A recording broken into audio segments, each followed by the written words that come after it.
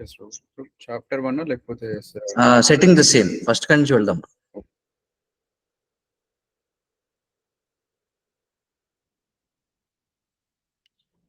So we'll wait for some time, let the people join.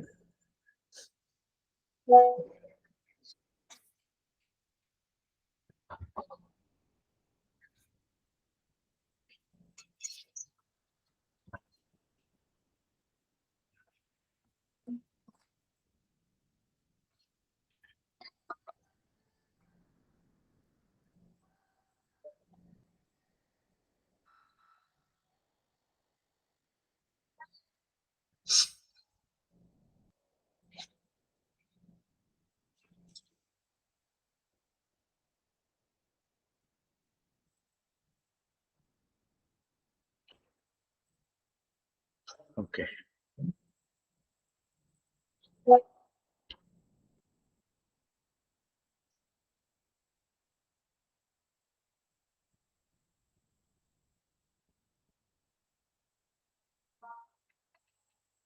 So it's sharp 7 now.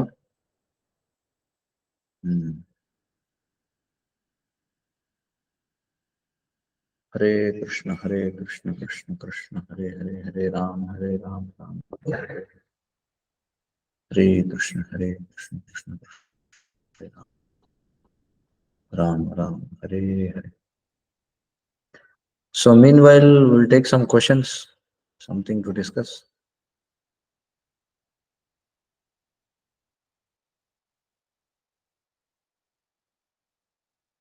I think everyone joined, eh?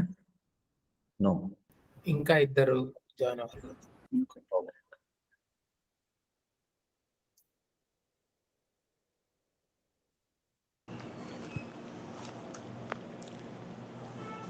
Hare Krishna, Akshay.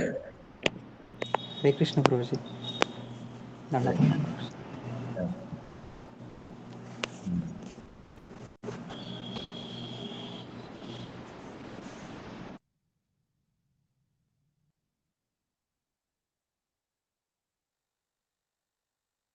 Hare Krishna, Krishna Ram, Ram Hare.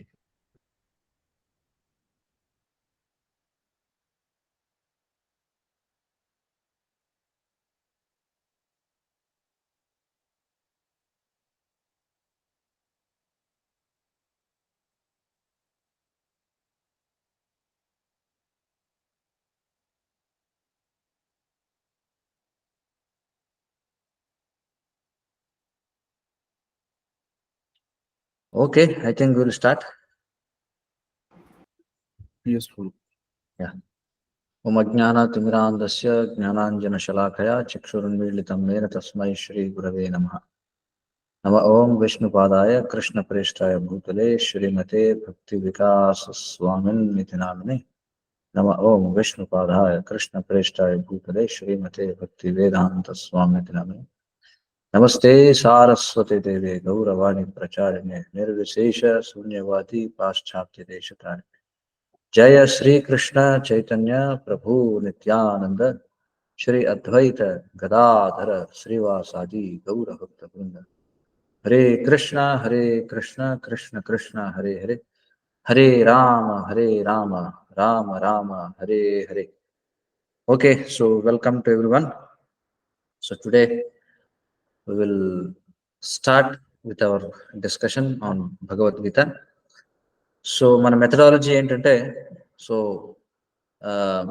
I'm going to follow some little separate methodology. ఇక్కడ ఏంటంటే, I'm not going to discuss like just some overview kind of thing, no. అలా కాకుండా ultimately I want everyone, see, I'm like, I will help you in understanding Bhagavad Gita, but ultimately what I want is that everyone should get some interest in reading Bhagavad Gita by yourself. That is the motive here. Not that I will explain something like a class, like a lesson, and just hear it and leave it. No. That's why we will read Bhagavad Gita from some part. Each of you can read a little part from Bhagavad Gita, so that you will get an interest to read Bhagavad Gita.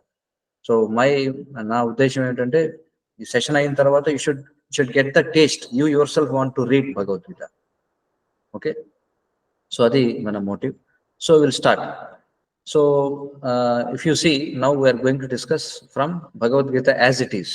మీ అందరికీ తెలిసిందే కదా Bhagavadgita as it is, the most authentic and most widely read Bhagavad-Gita in the world, right? So first of all, Bhagavad-Gita as it is, setting the scene అంటే ఇక్కడ to give an introduction. అసలు what is Bhagavad-Gita, అసలు అది ఎలా మనకి మనుగడలోకి వచ్చింది, what are the causes of it, అసలు ఇది ఎక్కడ ఉంది, ఏమిటి, ఈ బేసిక్స్ అనేవి first of all we have to know. ఎందుకంటే unfortunately many people, especially even Hindus, if you see, they don't have any knowledge about what is Bhagavad Gita, what is Mahabharata, what is Bhagavatam, what is Vedas. So ఈ information అనేది ఎవరికి సరిగా లేదన్నమాట, right? So అందుకనే ఏం చేశారంటే they added this portion called setting the scene. So I will start reading now. So please follow everyone. మీరు screen మీద చూస్తున్నారు అనుకుంటున్నాను నేను, or if you have a hard copy also you can follow. ఇంగ్లీష్లో Bhagavad Gita as it is unte you can follow that, or you can just follow on the screen. Okay, right. So although widely published and read by itself, Bhagavad Gita originally appears as an episode in the Mahabharata, the epic Sanskrit history of the ancient world. Chudandi ikkada enduku ikkada annarante widely published and read by itself ante many people they purchase Bhagavad Gita separately kada. Ekku mandiki telisindenti they know that Bhagavad Gita is a book, a separate book anukuntaru. So అందుకే ఇక్కడ ఏం చెప్తున్నారంటే actually Bhagavad Gita is an episode in Mahabharata, that we have to understand. So Bhagavad Gita is part of Mahabharata. And what is Mahabharata? Epic Sanskrit history of the ancient world.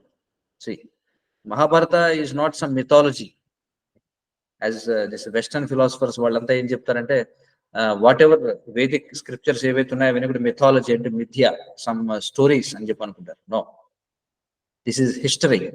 దీన్ని ఇతిహాస అని చెప్పుకుంటారంట. ఇతిహాస అంటే there are 2 kinds of histories. One is పురాణిక్ హిస్టరీ అండ్ వన్ ఈజ్ ఇతిహాసిక్ history. పురాణాలు ఇతిహాసాలు అని చెప్పి 2 భాగాలుగా ఉన్నాయి. పురాణాలు అంటే ఏమిటంటే like we cannot trace their time scale అనమాట. అసలు అది ఎంతకాలం క్రితం జరిగింది, ఎక్కడ జరిగింది అనేది వెరీ డిఫికల్ట్ టు దాన్ని ట్రాక్ చేయడం చాలా కష్టం. బట్ ఎందుకు దాంట్లో మనకి ఇంపార్టెంట్ ఏంటంటే the message which that purana gives us, that is very important. కానీ మహాభారతాన్ని మనం కన్సిడర్ చేస్తే మహాభారత అండ్ రామాయణ ఈ రెండింటిని కూడా ఇతిహాసాస్ అని చెప్పుకుంటారు. ఇతిహాసాస్ అని ఎందుకంటారంటే they are like recent history. And ఆ యొక్క డిస్క్రిప్షన్స్ లో మహాభారత రామాయణలో ఇచ్చినటువంటి డిస్క్రిప్షన్స్ ని బట్టి we can trace the time period అనమాట. ఎన్ని సంవత్సరాల క్రితం జరిగింది, ఎన్ని వేలు లేదా ఎన్ని లక్షల సంవత్సరాల క్రితం జరిగింది అనేది you can easily trace. So Mahabharata ఇక్కడ ఏంటంటే Sanskrit history of the ancient world. ఇక్కడ చూడండి, the Mahabharata tells of events leading up to the present age of Kali. See again some bit of information. ఇక్కడ ఏమన్నారు? Events leading up to the present age of Kali. So again we should understand this. So there are 4 ages. No, what are the 4 ages? Can someone tell me? Satya Yuga, Dwapar Yuga, Treta Yuga, and Kali Yuga. Satya, Dwapara, Treta, and Kali Yuga. But there is a sequence. We have to go in a sequence. Rather than that, I ask you what are the seasons. You will not tell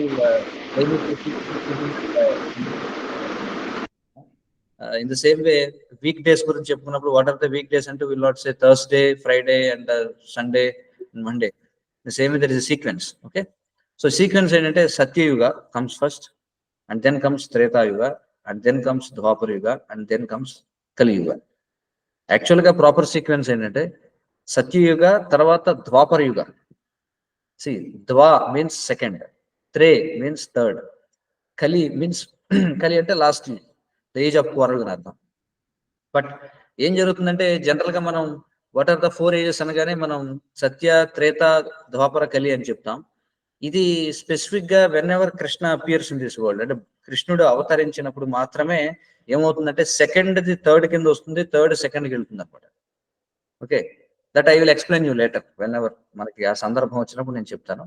but for now, for our understanding, the sequence ఏంటంటే సత్య, త్రేత, ద్వాపర and కలి. ఇవి 4 ages.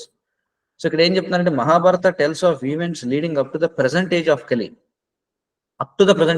అంటే కలియుగం start అయిన few years వరకు, అంటే సత్యయుగం యొక్క starting నుంచి కలియుగం వరకు ఇది ఈవెంట్స్ అన్నిటిని కూడా మనకి చెబుతుంది అనమాట మహాభారత.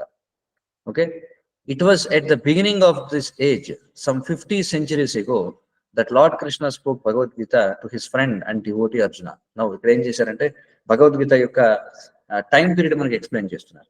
సో 50 centuries అంటే ఎంత? What is 50 centuries? అంటే 100 years, 5000 years, right? So 5000 years ago Lord Krishna spoke Bhagavad Gita to his friend and devotee Arjuna. See, these 2 words are very important. To his friend and devotee Arjuna. Okay, so అర్జునుడికి ఈ యొక్క message ని ఇవ్వడం జరిగింది Bhagavad Gita, right? Yeah, second someone can read the second para. Mohit, you can read. Yes, Prabhu. Yeah. They discourse on one of the greatest philosophical and religious dialogues known to man took place just before the onset of war. A great fratricidal conflict between the hundreds sons of Dhritarashtra and on the opposing side their cousins the Pandavas or the sons of Pandu. Yeah, so this is a discourse. Okay, discourse అంటే ఇక్కడ చర్చ జరుగుతుంది, but mostly we see Krishna speaking to Arjuna, అందుకే దీన్ని spiritual discourse అని చెప్పంట. So వాళ్ళు దేని గురించి మాట్లాడుకున్నారు? Philosophical and religious things. One of the greatest philosophical religious dialogues అని చెప్పంట. వై ఇక్కడ వర్డ్ వాడారు చూడండి, వన్ ఆఫ్ ద గ్రేటెస్ట్ అని చెప్పంట. ఎందుకంటే there are other philosophical scriptures also. అంటే ఎస్పెషల్లీ ఇన్ వేదిక్ లిటరేచర్ మనం చూస్తే మనకి ఉపనిషత్స్ ఉన్నాయి. ఎక్స్క్యూజ్ మీ.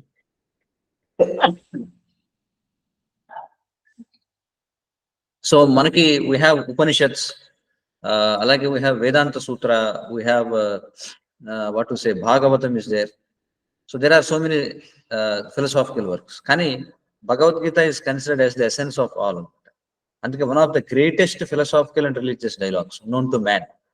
ఎందుకంటే you compare, like we say generally అందరూ ఏమంటారంటే Bhagavad Gita is Hindu religious book, Bible belongs to Christians, and the Quran belongs to Muslims, and the Zend-Avesta belongs to Zoroastrians.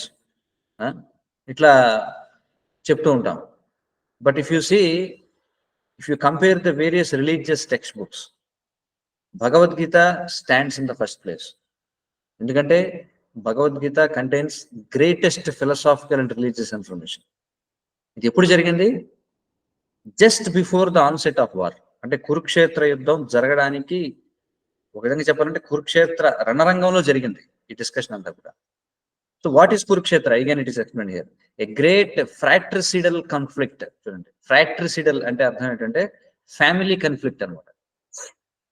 Kurukshetra is a family conflict. ఎవరికి అంటే కౌరవ డైనాసిటీలో జరిగినటువంటి family conflict between the brothers. Kauravas on one side and Pandavas on one side. They are brothers. That's why ఇక్కడ ఏమన్నారంటే fratricidal conflict అని చెప్పి, great fratricidal. Because మనకి world wars గురించి తెలుసు. మనకి రీసెంట్ హిస్టరీలో 2 వరల్డ్ వార్స్ జరిగినాయి కదా. మనకి వరల్డ్ వార్ 1 వచ్చేసి 1913 ఆ ప్రాంతంలో జరిగింది. తర్వాత సెకండ్ వరల్డ్ వార్ వచ్చి 1930s లో జరిగింది. బట్ యాక్చువల్గా దానికంటే ముందు జరిగిన వరల్డ్ వార్ 5000 years ago ఏంటంటే Kurukshetra war between 100 sons of Dhritarashtra on the opposing side. తర్వాత వాళ్ళ cousins the Pandavas are sons of Pandu. So that is the war. You be knowing all this information already. Yeah, next someone. Dheeraj, you can read the next para. Dhritarashtra and Pandu were brothers born in Kuru dynasty, descending from King Bharata, a former ruler of the earth, from whom the name Mahabharata derives. Because Dhritarashtra, the elder brother, was born blind, the throne that otherwise would have been his was passed down to the younger brother Pandu. Yeah. So some brief history. Dhritarashtra and Pandu వాళ్ళిద్దరు కూడా brothers తెలిసిందే. కురు డైనాసిటీలో వాళ్ళు పుట్టడం జరిగింది. ఈ కురు dynasty అనే దాన్ని భరత వంశం అని కూడా అంటారు. అందుకే భగవద్గీతలో చూస్తే ఎన్నోసార్లు కృష్ణ అతడు అర్జునుడిని భరత లేదా భరతర్షభ ఇట్లా సంబోధిస్తూ ఉంటాడు. ఎందుకంటే ఇది భరత వంశం అనమాట. ఈ డైనాసిటీని భరత వంశం అంటారు. ఇది ఎందుకని భరత వంశం అన్నారంటే ఈ లీనియేజ్ కి ముందు భరతుడు అనేవాడు ఉన్నాడు. అతడు ఈ భూమిని పాలించాడు ఒకనొక సమయంలో. అతని పేరు మీదే మహాభారత అనేటువంటి పేరు వచ్చింది. రైట్. సో మహాభారత అంటే the story of greater India, ఒక విధంగా చెప్పాలంటే the story of greater India Mahabharata. Right. So ఈ కింగ్ భరత ఎవరైతే ఉన్నాడో, భరత చక్రవర్తి ఎవరైతే ఉన్నాడో అతని పేరు మీదే ఈ మహాభారత అనేటువంటిది వచ్చింది. అంటే ఈ భూమికి ఆ పేరు వచ్చింది, ఈ భారత అనేటువంటి పేరు. సో బికాస్ ఇక్కడ చూస్తే జనరల్లీ వేదిక్ సిస్టమ్ ఏంటంటే who ever is elder they have to rule the Kingdom. కానీ ఇక్కడ ఏం జరిగిందంటే, కానీ ఆ రూలర్ ఎవరైతే ఉన్నాడో అతడికి ఏదన్నా సమ్ డిఫెక్ట్ ఏదన్నా ఉన్నట్లయితే he is not allowed to rule. మరి ధృతరాష్ట్ర హ్యాస్ ఎ డిఫెక్ట్ ఏంటంటే హీఈస్ బార్న్ బ్లైండ్. నో, అతడు మరి గుడ్డివాడు కావడం చేత he cannot rule the kingdom. So obviously ఏమవుతుంది, తన యంగర్ బ్రదర్ ఎవరైతే ఉన్నాడో పాండు, అతడికి కింగ్డమ్ అనేది పాస్ చేయబడింది అనమాట. Okay, so next paragraph someone can read. Someone can volunteer. Yeah, when Pandu died at an early age, his Yeah. 5 children, Yudhishthira, Bhima, Arjuna, Nakula and Sahadeva, came under the care of Dhritarashtra, who in effect became, for the time being, the king. Thus the sons of Dhritarashtra and those of Pandu grew up in the same royal household. Both were trained in the military arts by the expert Drona and counseled by the revered grandfather of the clan, Bhishma. Yeah. So whenever we get a opportunity, I will try to describe you what is the history. ఎందుకు Pandu early age లో చనిపోయాడు అనేది ఇవన్నీ తెలుసుకోవడానికి we will discuss it later. But anyway, for now, Pandu చూడండి, Dhritarashtra has to rule the kingdom. But అతనికి ఒక defect ఉండడం వల్ల then Pandu took over. But what happened, Pandu also died in the early age. So next system ఏంటంటే, now ఇప్పుడు ఈ ruling power అనేది next జనరేషన్కి వెళ్ళాలి. నెక్స్ట్ జనరేషన్ లో ఎల్డర్స్ ఎవరున్నారు అనేది మనం చూడాలి. సో నెక్స్ట్ జనరేషన్ లో ఎల్డర్స్ ఎవరున్నారు అని చూస్తే, కానీ అప్పటికి అందరూ కూడా మైనారిటీలో ఉన్నారు. మైనారిటీ అంటే ఇప్పుడు ఏదో మనకి 18 years గవర్నమెంట్ లిమిట్ ఏదో పెట్టింది, but in those days minority is a different thing. So యాక్చువల్గా సిస్టమ్ ప్రకారం ధృతరాష్ట్రుడు పెద్దవాడు, తర్వాత పాండు ఉన్నాడు. నెక్స్ట్ జనరేషన్కి వెళ్తే ధృతరాష్ట్రుని యొక్క పిల్లలకి వెళ్ళాలి ఆ రూలింగ్ పవర్ అనేది. బట్ వాట్ హ్యాపెండ్, ధృతరాష్ట్రుని పిల్లల కంటే కూడా పాండు యొక్క పిల్లలు పెద్దవాళ్ళు వయసులో. అంటే ఐ మీన్ హియర్ మీరు చూడండి, ధృతరాష్ట్రుని యొక్క పిల్లల్లో దుర్యోధన ఇస్ ద ఎల్డర్, పాండవులకి Dharmaraju Yudhishthira is the elder one. కానీ Yudhishthira is elder to Duryodhana అనమాట.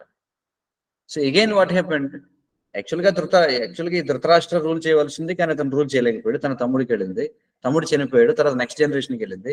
నెక్స్ట్ జనరేషన్ లో కూడా ధృతరాష్ట్రుని యొక్క పిల్లలకి పాలించే అవకాశం లేకుండా పోయింది, because they are younger than Pandu's children.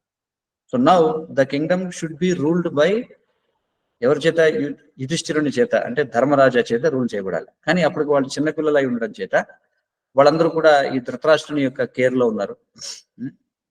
For time being మరి వాళ్ళందరూ చిన్నపిల్లలుగా ఉన్నారు కాబట్టి అతడే రాజ్యాన్ని పాలించాడు. మరి గుట్టివాడు ఎలా రాజ్యాన్ని పాలించాడంటే with the help of Vidura and Bhishma and Dronacharya.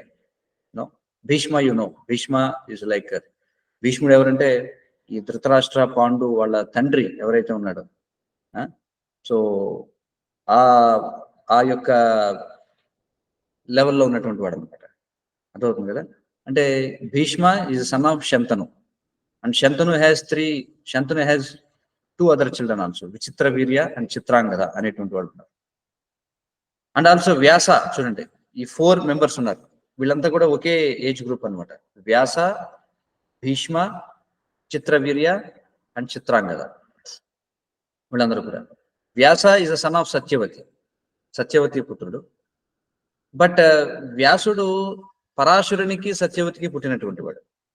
అంటే even before Satyavati got married to Shantanu, she begot Vyasa అనమాట. Okay, that's a great history again, I will tell you later some time. So Vyasa is also in the same line. Next Bhishma is not son of Satyavati and Shantanu, is the son of Shantanu and Ganga. Okay, మీరు చూడండి. So he's a different. Now సత్యవతికి శంతనుకి పుట్టినటువంటి ఇద్దరు వీళ్ళు ఎవరంటే Chitrangada and విచిత్ర వీర్య, వీళ్ళిద్దరు కూడా. ఓకే, సో ఈ నలుగురు కూడా ఒక జనరేషన్ లో ఉన్నటువంటి వాళ్ళు. సో అందుకని వీళ్ళు ఏం చేశారంటే ఈ పిల్లల్ని చాలా జాగ్రత్తగా పెంచడం జరిగింది. వీళ్ళంతా మైనర్స్ గా ఉన్నారు కాబట్టి. సో వాళ్ళందరూ కూడా మరి మిలిటరీ ఆర్ట్స్ లో ద్రోణాచార్య వాళ్ళకి ట్రైనింగ్ ఇవ్వడం జరిగింది. అంతేకాకుండా భీష్మ పితామహుడు అని చెప్పంట. Bhishma is the grandfather అనమాట. సో అతని యొక్క సంరక్షణలో వీళ్ళంతా కూడా పెరిగారు. Okay, next someone can read.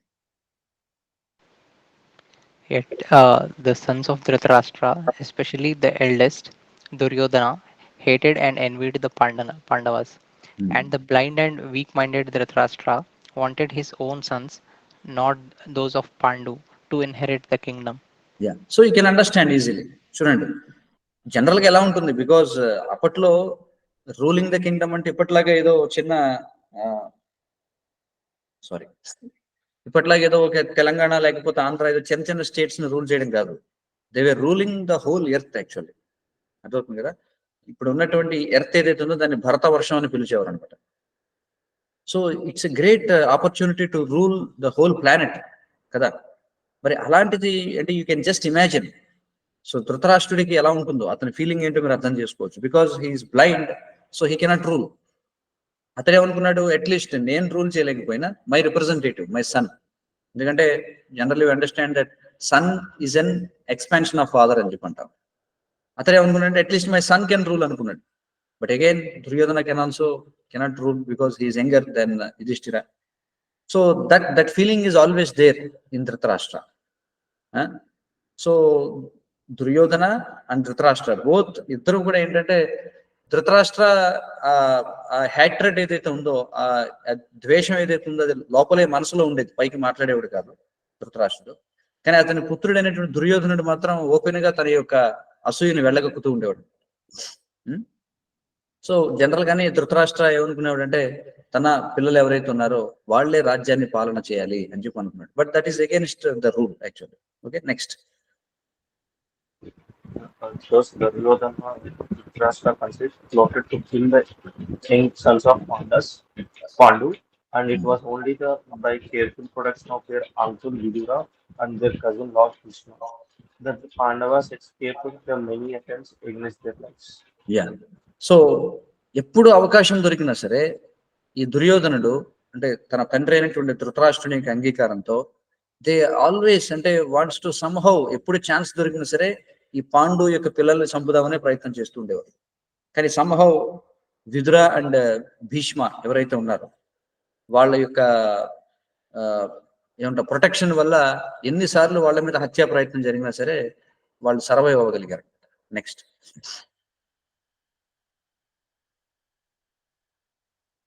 Yeah, someone can read. Now Lord Krishna was not an ordinary man, but the supreme godhead himself, who had descended to earth and was playing the role of prince in a contemporary dynasty. In this role, he was also the nephew of Panda and Pandu's wife Kunti, or Pritha, the mother of the Pandavas. Both are as a relative and as the eternal upholder of the religion. Krishna favored the greatness of sons of Pandus and protected them. Yeah. So what happened? అదే టైంలో ఇక్కడ చూడండి, contemporary dynasty అనే word వాడారు. So there were various dynasties ruling the world. అంటే యాక్చువల్గా ఎలా ఉంటుందంటే there will be an emperor. Emperor is different and kings are different. Emperor అంటే హీఈస్ ద సోల్ ప్రొప్రైటర్ అనమాట. అంటే హీఈస్ ద సోల్ రూలర్. అతన్ని చక్రవర్తి అని చెప్పంటాం. సో చక్రవర్తి అంటే he will be ruling the whole earth. అతని కింద there will B so many Kings ruling small kingdoms అనమాట.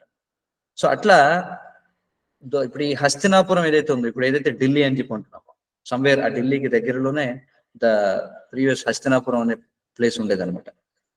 అక్కడ ఎవరైతే రూల్ చేస్తున్నారో they use to rule the whole earth. మరి వాళ్ళు ఎలా రూల్ చేస్తారు అంటే they use to subdue the other kings. వాళ్ళ కింద మిగిలిన వాళ్ళందరూ కూడా, ఫర్ ఎగ్జాంపుల్ ఎలాగంటే prime minister is there. Prime minister he rules the whole country, but అతని కింద మళ్ళీ there are various states.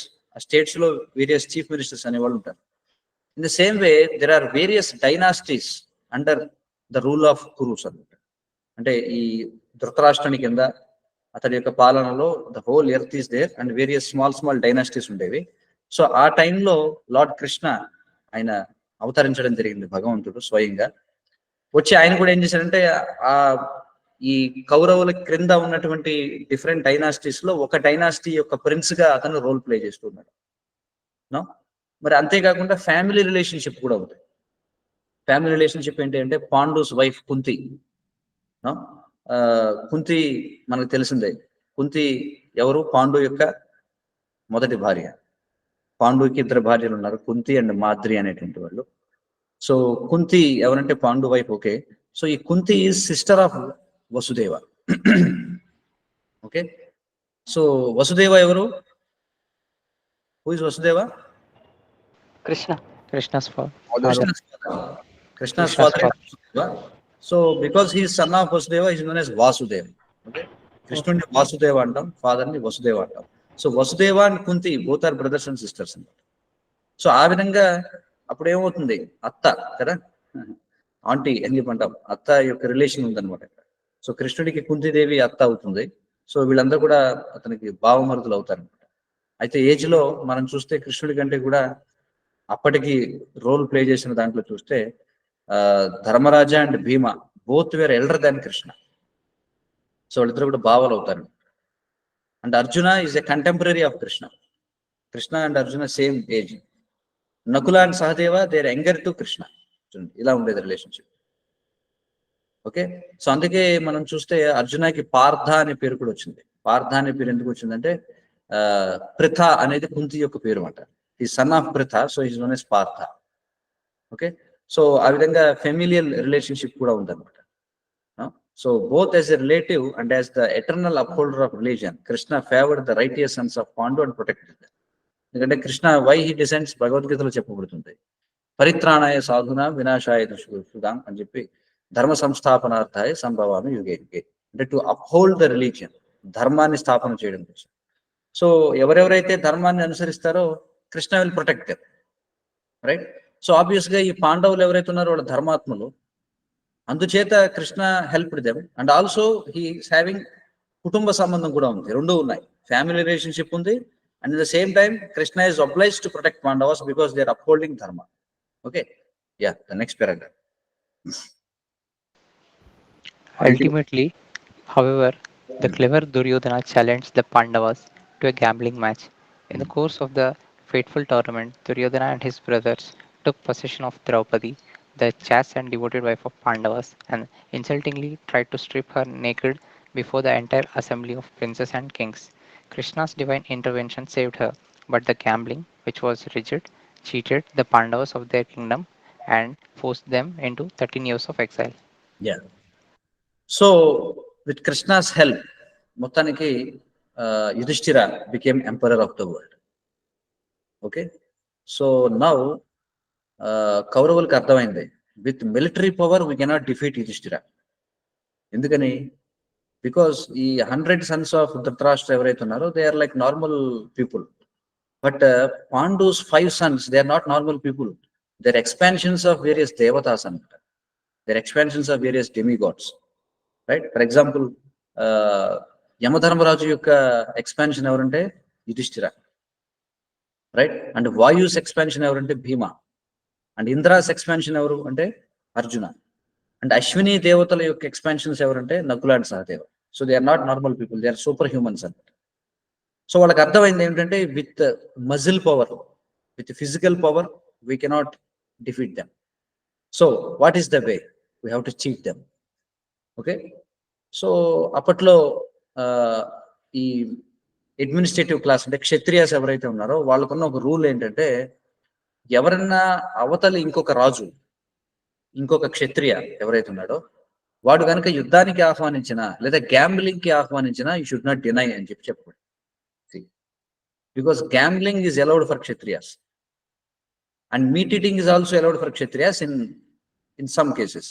And also intoxication is also allowed for kshatriyas. Okay, ఇవన్నీ కూడా సమ్ టర్మ్స్ అండ్ కండిషన్స్ లోబడి ఇవన్నీ కూడా అనుమతించబడ్డాయి అనమాట. So already Dharmaraja he knows that gambling is not good, but Kshatriya rules ఏం చెప్తున్నాయంటే if you are invited for a gambling match you have to go there. So tactful గా ఏం చేశారంటే, because Duryodhana he's very good in cheating అనమాట. శకుని అనేటువంటి ఒక uncle ఉన్నాడు. అంటే తన తల్లి గాంధారి ఉంది కదా, తెలుసు కదా, ధృతరాష్ట్ర వైఫ్ పేరు ఏమిటంటే గాంధారి. ఆ గాంధారికి ఒక అన్నయ్య ఉన్నాడు అనమాట, అతని పేరు శకుని, రైట్. ఆ శకుని అతను చాలా డిప్లొమాటిక్ పర్సన్ అనమాట. And he is best player gambling లో, పాచికలాట అని చెప్పంట, అందులో he is the best in the world అనమాట. సో అతను ఏం చేస్తారంటే బై సమ్ మ్యానిపులేషన్, సో వాళ్ళు ఏం డిసైడ్ అవుతారంటే మొత్తానికి we have defeat Pandavas because otherwise we cannot enjoy the kingdom. So వాళ్ళు ఒక ప్లాట్ వేస్తారు, ఒక ప్లాట్ చేసి ఒక పన్నాగం పన్ని ఏం చేస్తారు, వాళ్ళు గ్యాంబ్లింగ్ మ్యాచ్ కి ఇన్వైట్ చేస్తారు. మరి ఆ ఫేట్ఫుల్ టోర్నమెంట్ ఇక్కడ చూడండి, ఆ మ్యాచ్ లో ఏమైంది, దుర్యోధన అండ్ హిస్ బ్రదర్స్ వాళ్ళు ఏం చేశారు, వరుసగా ఇప్పుడు చూడండి, ఒక గ్యాంబ్లింగ్ అంటే ఏమవుతుంది, అందులో మనం పందెం పెట్టాలి కదా, ఏదో ఒక మనం పణంగా పెట్టాలన్నమాట. తెలుసు కదా, మనకి గ్యాంబ్లింగ్ మ్యాచెస్ జరుగుతుంటాయి, కార్డ్స్ లేకపోతే అనేక రకాల గ్యాంబ్లింగ్ మ్యాచెస్, అందులో మనం మనీ మనం పెడతాం, బెట్ పెట్టాలి. వాళ్ళు ఏం చేశారంటే ముందు యుధిష్ఠిర స్టార్టెడ్ విత్ డబ్బులతో మొదలు పెట్టాడు, ముందు బంగారంతో మొదలు పెట్టాడు. కానీ ఈ శకుని తన యొక్క ట్రిక్స్ ద్వారా ఏం చేశాడంటే every time Kauravas won the match అన్నమాట. సో అందువల్ల slowly Pandavas they lost everything. Ultimately ద్రౌపదిని కూడా అందులో బెట్గా పెట్టాల్సి వచ్చింది. No, but Draupadi very chaste and devoted wife of, chaste అంటే పతివ్రత అనమాట. నో, మరి ద్రౌపదిని కూడా ఓడిపోతారు వీళ్ళు. అప్పుడు వాళ్ళు ఏం చేస్తారు, ద్రౌపది మరి వాళ్ళ యొక్క పొజిషన్ లోకి వెళ్ళిపోయింది కాబట్టి వాళ్ళు ఇన్సల్టింగ్ గా ఏం చేస్తారంటే ఆమెని చీర పూర్తిగా ఆమెని అందరం ముందు అవమానించడానికి ప్రయత్నం చేస్తారు. కానీ సంహవ్ కృష్ణుడు ప్రొటెక్ట్ చేసి ఒక అన్లిమిటెడ్ శారీని ప్రొడ్యూస్ చేస్తాడు. చూడండి, అంటే Krishna he expands himself in the form of sari. ఇంకా చెప్పాలంటే చూడండి, ఆ శారీ ఏదైతే ఉందో Krishna himself expands in the form of sari. So ఆ విధంగా అనంతంగా లాగుతున్న కొద్దీ వస్తుంది. మీరు చాలాసార్లు వినుంటారు ఈ ఎపిసోడ్ గురించి. Somehow she got saved. So అందుకే ఇక్కడ ఏమన్నారు, ఎలక్షన్స్ లో రిగ్గింగ్ జరుగుతుంది. రిగ్గింగ్ జరగడం అంటే ఏమిటి, మ్యానిపులేషన్ జరుగుతుంది కదా. The same way gambling which was rigged, చూడండి, రిగ్గింగ్ జరిగింది అనమాట. No, the cheated Pandavas of their kingdom and forced them 13 years of exile. అంటే 13 సంవత్సరాల పాటు మీరు రాజ్యంలో ఉండకూడదు, మీరు రాజ్యానికి బయట ఉండాలని చెప్పి రూల్ పెట్టి పంపించేస్తారు. Yeah, next. Upon returning from exile, the Pandavas rightfully requested their kingdom from Duryodhana, who bluntly refused to yield it. Duty bound as princes to serve in public administration, the 5 Pandavas reduced their request to a mere 5 villages. But Duryodhana arrogantly replied that he would not spare them enough land into which to drive a pin. చూడండి, సరే, as per rule ప్రకారం చూడండి ఎంత cheating. First నుంచి the kingdom has to go, అంటే they are the rightful owners of the kingdom, but somehow they got cheated first. తర్వాత మళ్ళీ ఏం చేశారు, సమ్హౌ బై కృష్ణాస్ ఇంటర్వెన్షన్ రాజ్యం అనేది వచ్చింది. సో అసూయతో వాళ్ళు ఏం చేశారంటే అగైన్ గ్యాంబ్లింగ్ మ్యాచ్ కి పిలిచి వాళ్ళని ఓడించారు, కండిషన్ పెట్టారు, 13 years తర్వాత మీరు వచ్చి మళ్ళీ రాజ్యాన్ని తీసుకోవచ్చు అని చెప్పి. 13 years పూర్తయిన తర్వాత మళ్ళీ పాండవులు వెనక్కి వచ్చి దుర్యోధను రిక్వెస్ట్ చేశారు, మా రాజ్యం మాకు ఇమ్మని చెప్పి. కానీ అతడు మళ్ళీ బ్లంట్లీ రిఫ్యూజ్డ్ అనమాట. బట్ సి, క్షత్రియాస్ ఏంటంటే they cannot work under someone. See, మీరు వేదిక్ సోషల్ ఆర్డర్ని చూస్తే దేర్ ఆర్ 4 ఏమంటాం 4 విభజనలు ఉన్నాయి. ఏమిటవి, బ్రాహ్మణ, క్షత్రియ, వైశ్య అండ్ శూద్ర. బ్రాహ్మణ అంటే they are intellectual class, Kshatriyas అంటే they are martial class or administrative class, Vaishyas అంటే productive class or mercantile class, and Shudras అంటే labour class.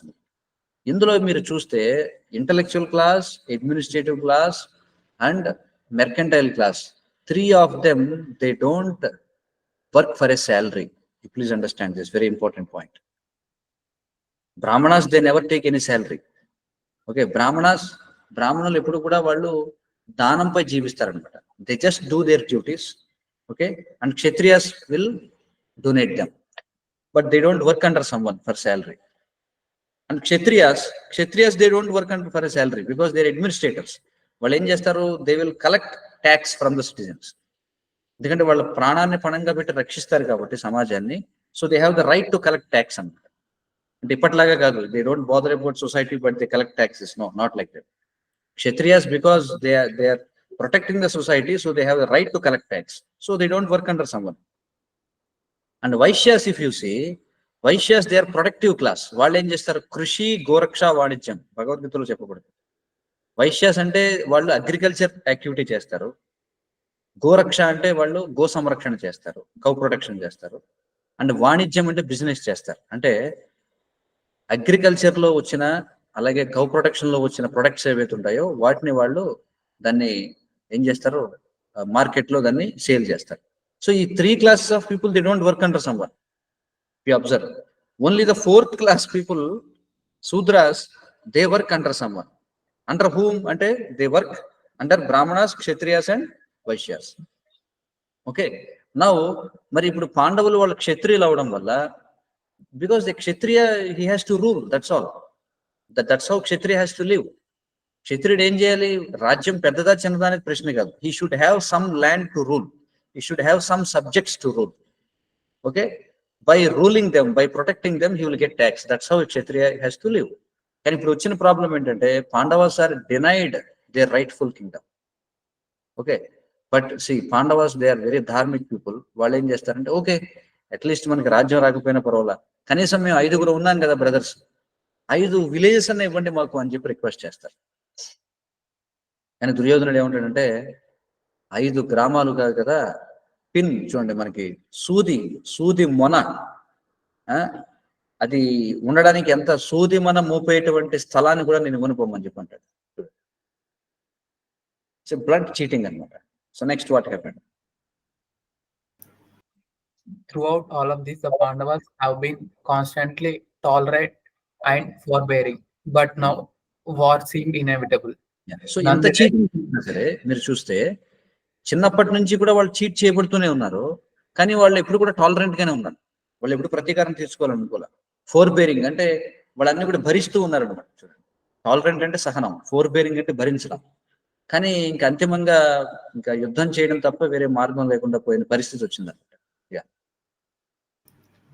Nonetheless, as the prince of the world divided, some siding with the sons of Dhritarashtra, others with the Pandavas, Krishna himself took the role of messenger for the sons of Pandu and went to the court of Dhritarashtra to plead for peace.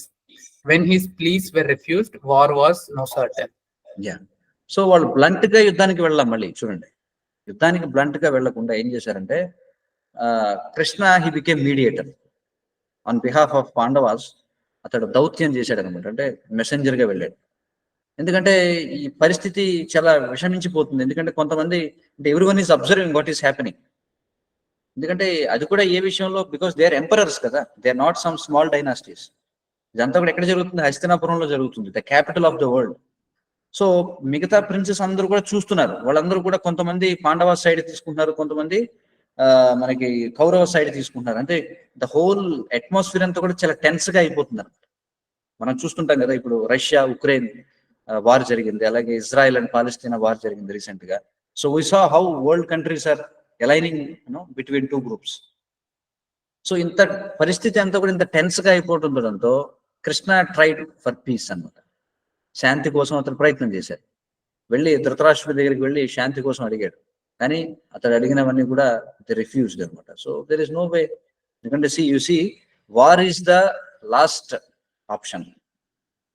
ఇప్పట్లాగా if something happens immediately they will start fighting అనమాట. No, not like that. సామదాన భేద దండోపాయం అని చెప్పన్నారు. No, first సామ అంటే ఏంటి? సౌమ్యంగా కూర్చొని మాట్లాడుకోవడం. అది కాలేదనుకోండి, దాన అంటే ఒకళ్ళకొకళ్ళు ఏదో సమ్ గిఫ్ట్స్ ఇచ్చుకోవడం. Excuse me. సో గిఫ్ట్స్ ఇచ్చుకోవడంతో, అంటే మానిటరీగా ఏదన్నా వాడికి ఏదన్నా ఇవ్వడం, చిన్న మాటలతో ఇవ్వకపోతే డబ్బులు ఇవ్వడం. తర్వాత సామధాన భేద అంటే ఏమిటంటే కొంచెం మాటలతో గట్టిగా బెదిరించి ప్రయత్నం చేయడం. అది కూడా అవ్వకపోతే చివరికి దండ అంటే ఇంకా పనిష్మెంట్ అనమాట. So now war is inevitable, ఎవరు ఆపలేరు దాన్ని. So next what happened? The Pandavas, men of the highest moral stature, recognized Krishna to be Supreme Personality of Godhead, whereas the impious sons of Dhritarashtra did not. Yet Krishna offered to enter the war according to the desire of antagonists. As God, he would not personally fight, but whoever so decide might avail himself of Krishna's army, and the other side could have Krishna himself as an advisor and helper. Duryodhana, the political genius, nurtured at Krishna's armed forces, while the Pandavas were equally eager to have Krishna himself. Yeah, so ఇక్కడ చూస్తే Pandavas are of highest moral nature అని చెప్పన్నారు. అంటే చాలా నైతిక విలువలు కలిగినటువంటి వాడు అనమాట. సో అంటే వాళ్ళు చాలా పుణ్యాత్ములు అనమాట. That's why they could recognize that Krishna is not a normal human being, is Bhagavan, is supreme personality of godhead అనేది వాళ్ళకి అర్థమైంది. కానీ బికాస్ ధృతరాష్ట్ర సన్సార్ వాళ్ళంతా కూడా పాపాత్ములు కావడం చేత they couldn't recognize that Krishna ఈజ్ స్వయంగా భగవాన్ అనే విషయం వాళ్ళు రికగ్నైజ్ చేయలేకపోయారు. నో, అయితే మొత్తానికి ఇంకా అవతల వాళ్ళు బలవంతం చేయడంతో somehow they accepted that we have to go for war. కానీ కృష్ణుడు ఏమన్నాడంటే, okay, see because you both Kauravas and Pandavas ఇద్దరు కూడా నాకు equal, so I don't want to join any of you. But అతను ఏం చెప్పాడంటే, I will give my military power, మీరు కావాలంటే నా మిలిటరీ అంతా కూడా ఇస్తాను, మీరు వాడుకోండి అని చెప్పారు. నో, అయితే కృష్ణుడిని ఎన్నుకోవాలా లేకపోతే కృష్ణాస్ ఆర్మీని ఎన్నుకోవాలా అనే క్వశ్చన్ వచ్చినప్పుడు దుర్యోధనుడు మరి పొలిటికల్ జీనియస్ కాబట్టి అతను ఏమన్నాడు, నేను కృష్ణుడి యొక్క ఆర్మ్డ్ ఫోర్సెస్ తీసుకుంటాను. If you see in Mahabharata, why Kaurava side was stronger అంటే because they had Krishna's armed forces. No, and the other side, ఎందుకంటే కృష్ణ ఆల్రెడీ హీ డిక్లేర్డ్ ఏమన్నాడంటే, see I'm not going to fight, personally I will not fight, okay, if you want I will give you my armed forces అండి. So Duryodhana is a genius కాబట్టి ఏమన్నాడు, okay, snatched Krishna's armed forces, okay, నా దగ్గర కూడా అని చెప్పాడు. కానీ పాండవులు మాత్రం ఏమన్నారంటే, కృష్ణ ఓకే, దుర్యోధనుడు ఏమనుకున్నాడు, ఎందుకు ఈ కృష్ణుడు వీడు ఒక కౌ హెడ్ పర్సన్, అంటే ఏదో గోవులు కాసుకునేవాడు వీడు, వాడిని మన పక్కన పెట్టుకుని ఏం చేస్తాం, ఎలాగో యుద్ధం చేయనని చెప్పేశాడు కదా, యుద్ధాన్ని చేయనని చెప్పినప్పుడు వాడితో మనకి ఎందుకు, వాడి సైన్యం తీసుకుందాం అనుకున్నాడు దుర్యోధనుడు. కానీ Pandavas because they recognized, because Krishna is not an normal being, Duryodhana is thinking that Krishna is an ordinary human being. That's why he didn't select Krishna. But Pandavas, they thought, no, we want Krishna only because we know Krishna is supreme person. నేను భగవంతుడి ఇటువైపు ఉంటే ఆ పక్షమే గెలుస్తుంది కదా. That is the point. Yeah, next.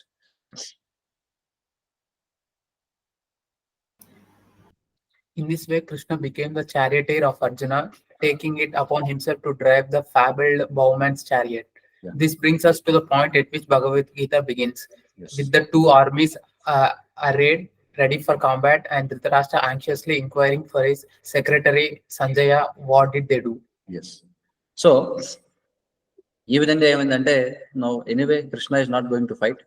So Krishna told, okay, I will be your driver, రథసారథిగా ఉంటానని చెప్పాడు.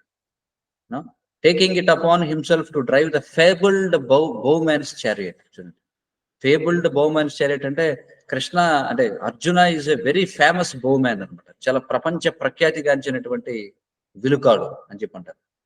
సో అర్జున చారియట్ ని డ్రైవ్ చేయడానికి ఒప్పుకున్నాడు. నో, ఇక్కడ భగవద్గీత స్టార్ట్ అవుతుంది. అంటే see with the two armies arrived అంటే they are ready to fight. Okay, battle field లో అక్కడ ప్రతిపక్షం వాళ్ళు ఉన్నారు, స్వపక్షం వాళ్ళు ఉన్నారు, రెండు పక్షాలు ఉన్నాయి, ఇద్దరు రెడీగా ఉన్నారు యుద్ధం చేయడానికి. ఈ పాయింట్ లో భగవద్గీత స్టార్ట్ అవుతుంది. రెడీ ఫర్ కాంబాట్, యుద్ధానికి సిద్ధంగా ఉన్నారు. ఇలాంటి టైంలో ధృతరాష్ట్ర గుడ్డివాడు కదా అతను, so he cannot join war. ఎందుకంటే పూర్వం యుద్ధ విధానం ఇలా కాదనమాట. ఈ రోజుల్లో మనం చూస్తే పొలిటీషియన్స్ ఎవరు కూడా, ప్రైమ్ మినిస్టర్ కావచ్చు, అడ్మినిస్ట్రేటర్స్ ఎవరైనా సరే, they don't participate in war. వాళ్ళు పార్టిసిపేట్ చేస్తారా? నో. కానీ పూర్వం ఉన్న మోనార్కీలో మీరు చూస్తే, క్షత్రియ సిస్టంలో చూస్తే రాజు ముందు నిలబడాలన్నమాట. చూడండి, ఇంకొక పాయింట్ మీరు అర్థం చేసుకోవాల్సింది ఏంటంటే, కింగ్స్ అనేవాళ్ళు ఎలక్షన్స్ లో ఓట్స్ ద్వారా ఎలక్ట్ చేయబడిన వాళ్ళు కాదు. నో, కింగ్ అంటే ఎవరంటే, for example you take a Kingdom. For example Telangana state ఉంది అనుకుందాం. సో తెలంగాణ స్టేట్ కి ఒక బౌండరీస్ ఉన్నాయి. తెలంగాణ రాజ్యం అని అనుకుంటే దాన్ని, అది ఒక కింగ్డమ్ అనుకుంటే, దానికి ఎవరు రాజు అవ్వగలరంటే, తెలంగాణలో పాపులేషన్ ఎంత ఉంటుంది, మేబీ 4 or 5 crores ఉంటుందా? అంటే ఆ 4 or 5 crores లో ద స్ట్రాంగెస్ట్ పర్సన్ ఎవరైతే ఉంటాడో అతడే కింగ్ అవ్వడానికి అవకాశం ఉంటుంది. అండర్స్టాండ్ హౌ కింగ్ అంటే 1-to-1 ఫైటింగ్ లో తెలంగాణ అనేది ఒక కింగ్డమ్ అనుకుంటే 1-to-1 ఫైటింగ్ లో ఎవరైతే తెలంగాణ కింగ్ అని అనుకుంటున్నామో వాడితో ఎవరు కూడా గెలవలేరు అన్నమాట. అంటే he can defeat any one in the kingdom. That's why he is accepted as king. Not that people will elect him as a king, no. అర్థమవుతుంది కదా. So king means is the strongest person in the kingdom. So అట్లా because they have to participate. కానీ ఇక్కడ వచ్చిన problem ఏంటంటే ధృతరాష్ట్ర అతడు కౌరవులకు రాజు అయినప్పటికీ కూడా he cannot participate because is blind. So అతను ఏం చేశాడు, ఇంట్లోనే కూర్చొని ఉన్నాడు. కానీ అతనికి యాంగ్జైటీ ఉంది, ఏం జరగబోతుంది. సో ధృతరాష్ట్రకి ఒక సెక్రటరీ ఉన్నాడు, అతను ఎవరంటే Sanjaya. Sanjaya is a student of Vyasadeva. Will discuss about it later. Okay, so మరి ధృతరాష్ట్రుడు ఏమి చూడలేడు కాబట్టి చూడండి ఎలా అంటే పూర్వం మనం చూస్తే క్రికెట్ కామెంటరీ వింటూ ఉండేవారు రేడియోస్ పెట్టుకొని ట్రాన్సిస్టర్స్ లో కదా. టెలివిజన్ లేని టైంలో ఎక్కడో మ్యాచ్ జరుగుతూ ఉంటే కామెంటరీ వినపడుతుంటుంది అనమాట. చెవి దగ్గర పెట్టుకుని వింటూ ఉండేవారు. 6 కొట్టాడు, 4 కొట్టాడు, వాడు బౌల్డ్ అయ్యాడు, సంథింగ్ ఇలా మాట్లాడుతూ ఉండేవారు కదా.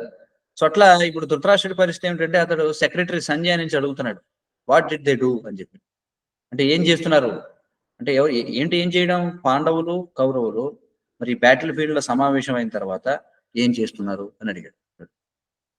There Bhagavad Gita starts. The scene is set with only the need for a brief note regarding this translation and commentary. So అక్కడ నుంచి మనకి భగవద్గీత ప్రారంభమవుతుంది. అంటే with this question of Dhritarashtra to Sanjaya, ధర్మక్షేత్రే కురుక్షేత్రే సమవేత యుత్సవః మామకాః పాండవాశ్చైవ కిమకుర్వత సంజయ అని చెప్పంటాడు. No with that enquiry Bhagavad Gita starts. Yeah, you can read next. The general pattern translators have followed in rendering Bhagavad Gita into English has been brush aside the person Krishna to make room for their own concepts and philosophies. The history of Mahabharata is taken as quaint mythology, and Krishna becomes a poetic device for presenting the ideas of some anonymous genius, or at best he becomes a minor historical personage. Yeah, now the problem ఏంటంటే ఇప్పుడు ఇప్పుడు discussion ఎటువైపు వెళుతుందంటే why Bhagavad Gita as it is కదా. ఎందుకంటే మనం Bhagavad Gita discuss చేద్దాం అనుకున్న వెంటనే మనం ఈ శ్రీల ప్రభుపాద రాసినటువంటి భగవద్గీత యాజ్ ఇట్ ఈస్ తీసుకున్నాం. So how it is different from other books అంటే హియర్ ఇట్ ఈస్ ఎక్స్ప్లెయిన్.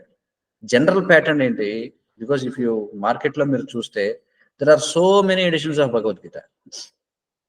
కానీ వాళ్ళందరూ కూడా ఏ ప్రిజంప్షన్ తో భగవద్గీతని ట్రాన్స్లేట్ చేశారంటే ఇంగ్లీష్ లోకి, వాళ్ళు ఏమనుకుంటారంటే మహాభారత ఈజ్ ఎ మిథాలజీ అనుకుంటారు. You see the difference. మహాభారతం అనేది ఒక కట్టు కదా, అంటే అది ఒక పొయిటిక్ నవల్ అనుకున్నారు అనుకోండి. నవల్స్ లో ఏం చేస్తారు చెప్పండి, నవల్స్ లో ఎవరి స్పెక్యులేషన్ వాడు వాడుతుంటాడు కదా. వాళ్ళు ఏమనుకుంటారంటే మహాభారత అనేది నిజంగా జరగలేదు, మహాభారత ఈజ్ ఎ మిథాలజీ, అంటే అది ఒక స్టోరీ. ఆ స్టోరీలో కృష్ణ అనేవాడు ఒక హీరో, కాబట్టి ఆ హీరోని మనకు నచ్చినట్టుగా డైరెక్టర్ ఎలాగైతే సినిమాలో హీరోని ఇటు కావతలు అట్లా ఆడిస్తూ ఉంటాడో, ఈ ట్రాన్స్లేట్ చేసే వాళ్ళందరూ కూడా ఏం చేశారు చూడండి, brush aside the person Krishna to make room for their own concepts and philosophies. ఎవరికి కూడా ఏం చేస్తారంటే ఈ ఎన్నో ట్రాన్స్లేషన్స్ లో కృష్ణ ఈ పర్సనాలిటీ కృష్ణని పక్కన పెట్టేసి వాళ్ళ ఓన్ కాన్సెప్ట్స్ అండ్ ఫిలాసఫీస్ ని అందులో పెడతారనమాట. వాళ్ళు ఏమనుకుంటారు, Mahabharata is taken as a quaint mythology, ఇదేదో ఒక నవల్ లాగా స్టోరీ అనుకుంటారు. అందుచేత ఇప్పుడు ఏదైతే నవల్ స్టోరీ అంటే అందరూ కూడా చూడండి ఫ్యాంటసీస్ అని చెప్పి అంటాం. రకరకాలుగా వాళ్ళ యొక్క ఊహాగానాలు ఎవరికి నచ్చినట్టుగా వాడు చూడండి. అంటే వాళ్ళు ఏం చేస్తారు, వాడి యొక్క జీనియస్ ని వాడి యొక్క తెలివితేటల్ని అందులో పెడుతుంటాడు. ఆ విధంగా ఏం చేస్తారు, కృష్ణుడిని అక్కడ మైనర్ హిస్టారికల్ పర్సనేజ్ గా చేసేస్తారు. So they don't consider Mahabharata as a real history and they don't consider Krishna as supreme personality of godhead. అంటే అలాంటి అండర్స్టాండింగ్ లేని వాళ్ళు భగవద్గీతను ట్రాన్స్లేట్ చేస్తే that will create chaotic situation అనమాట, గందరగోళం అయిపోతుంది మొత్తం అంతా. బట్ ఫస్ట్ అండర్స్టాండింగ్ ఏంటంటే Mahabharata is not a mythology, Mahabharata is history, because we see the same places are still there in India, right. మహాభారతంలో చెప్పబడినటువంటి ప్రాంతాలు, మహాభారతంలో చెప్పబడినటువంటి రాజ్యాలు, నదులు అన్ని కూడా we have. And very clear గా అక్కడ మనకి టైం స్కేల్ కూడా ఇవ్వబడింది. And there are so many researches. Mahabharata యొక్క టైం పీరియడ్ ని క్యాల్కులేట్ చేసిన వాళ్ళు ఎంతో మంది ఉన్నారు. So everyone accepts that 5000 years ago Mahabharata జరిగిందని, right? But the person Krishna is both the goal and the substance of Bhagavad Gita so far as the Gita speaks of itself. కానీ మనం అర్థం చేసుకోవాల్సింది ఏంటంటే భగవద్గీత యొక్క గోల్ ఏంటంటే to understand Krishna. And Krishna is the substance of Bhagavad Gita, you see. No, but unfortunately many of the translators వాళ్ళు ఏం చేశారంటే they will brush aside Krishna and they will try to explain Bhagavad Gita. Then it will be failure. Okay, next. This translation then and the commentary that accompanies it supposed to direct the reader to Krishna rather than away from him. The Bhagavad Gita thus becomes wholly consistent and comprehensible. Since Krishna is the speaker of the Gita and its ultimate goal as well, the Bhagavad Gita as it is presents this great scripture in its true terms. Yeah. So అందుకే చూడండి, this translation Bhagavad Gita as it is అనేది ఏదైతే ఉందో, and అలాగే commentary given by Srila Prabhupada, అది ఏం చేస్తుందంటే it propose to direct the reader. చదివేవాడు ఎవరైతే ఉన్నాడో ఆ చదివేవాడిని it will direct them to Krishna. కానీ మిగతా ట్రాన్స్లేషన్స్ అన్ని ఏమేం చేస్తాయి, they will drive away from Krishna. You got the point. No, మీరు అందుకే వేరే ట్రాన్స్లేషన్స్ చదవండి, you don't understand that Krishna is supreme personality of God head. కృష్ణుడు భగవంతుడు అనేది మీకు అర్థం కాదు. But if you read Bhagavad Gita as it is, then it will bring you close to Krishna. No? Ippudaithe when you understand that Krishna is the supreme personality of Godhead, appude Bhagavad Gita yokka study anedi adi meaningful avutundi, consistent and comprehensible avutundi. Otherwise you cannot understand. If you don't accept that Krishna is supreme, then you cannot understand Bhagavad Gita. Because Krishna is the speaker of Gita. Alage Krishna is the goal of Gita. Bhagavad Gita as it is presents this great scripture in its true terms. And the first thing you have to understand, if you don't accept Krishna as a person, and if you don't accept Krishna as the supreme personality of Godhead, then you can never understand Bhagavad Gita. Okay, so ఎలా మనం భగవద్గీతను start చేయాలంటే మనం తర్వాత కూడా explain చేస్తాం. At least theoretically you should accept that Krishna is supreme and Krishna is the goal of understanding Bhagavad Gita. Okay, with this understanding we can start reading Bhagavad Gita. Okay, so this is setting the scene. Ante I think you all understand now ante ఏ పరిస్థితుల్లో భగవద్గీత అని చెప్పాల్సి వచ్చింది అనేది now you understood, right? So in this section if you have any queries we will take it. ఏమైనా questions ఉన్నాయా? ఇందులో విదుర ఎవరు Prabhuji? Yeah, Vidura. Who is Vidura? Vidura ఎవరంటే విదుర, ధృతరాష్ట్ర అండ్ పాండు ముగ్గురు కూడా వ్యాసదేవుని ద్వారా పుట్టినటువంటి వాళ్ళే. Okay, I will tell you that story. Shantanu అనేటువంటి ఒక చక్రవర్తి ఉన్నాడు. ఆ కథ నేను చెప్తున్నాను. శంతను అనేటువంటి చక్రవర్తి, అతనికి గంగకి పుట్టినటువంటి వాడు భీష్ముడు. ఓకే, శంతను అనేటువంటి వాడికి సత్యవతికి పుట్టినటువంటి వాళ్ళు ఎవరంటే విచిత్ర వీర్య అండ్ చిత్రాంగద అనేటువంటి ఇద్దరు పిల్లలు. ఓకే, అందులో చిత్రాంగద అనేటువంటి వాడు అతను చనిపోతాడు. ఎందుకంటే చిత్రాంగద అనేటువంటి పేరుతో ఒక గంధర్వుడు కూడా ఉంటాడు. ఆ గంధర్వుడి కంటే కూడా ఈ చిత్రాంగదుడికి ఎక్కువ పేరు వస్తుందని చెప్పి ఆ గంధర్వుడైన చిత్రాంగుడు వచ్చి ఇతనితో ఫైటింగ్ స్టార్ట్ చేసి ఇతన్ని చంపేస్తాడు. సో అతను చనిపోయాడు. ఇక మిగిలింది ఎవరంటే విచిత్ర వీర్య. ఓకే, ఈ విచిత్ర వీర్యునికి కాశీ రాజ్యం అంటే కాశీ ఏదైతే వారణాసి ఉందో వారణాసి రాజు యొక్క ఇద్దరు కుమార్తెలు ఎవరైతే ఉంటారో వారినిచ్చి వివాహం చేస్తారు. భీష్ముడు ఇద్దరిని తీసుకొచ్చి వివాహం చేస్తారు. అంబాలిక అనేటువంటి ఇద్దరు స్త్రీలను తీసుకొచ్చి వివాహం చేస్తారు. అయితే విచిత్ర వీరుడు ఏం చేస్తారంటే బిఫోర్ బిగెటింగ్ చిల్డ్రన్ అతని సెక్సువల్ ప్లెజర్స్ లో మునిగిపోయి అతను ఏం చేస్తారంటే ఒక విచిత్రమైనటువంటి డిసీజ్ వచ్చి చనిపోతాడు. ఓకే, విచిత్రమైనటువంటి డిసీజ్ వచ్చి చనిపోతాడు. సో ఇప్పుడు ఏమైపోయింది, so without any issue without any issue. అంటే శంతనుకి నవ్వు భీష్మ ఎవరు అంటే మరి భీష్మ అగైన్ దట్స్ స్టోరీ.